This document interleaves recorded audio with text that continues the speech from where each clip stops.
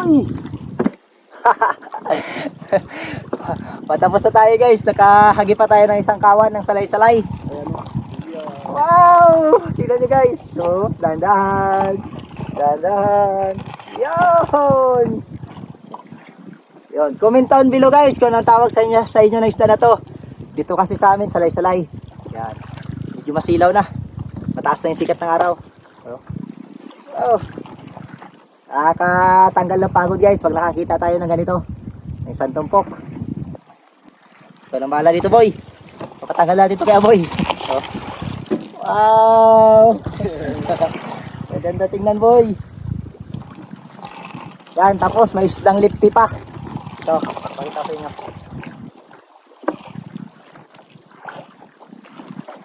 Yan. Dito sa amin guys, yung tawag dito, lipti.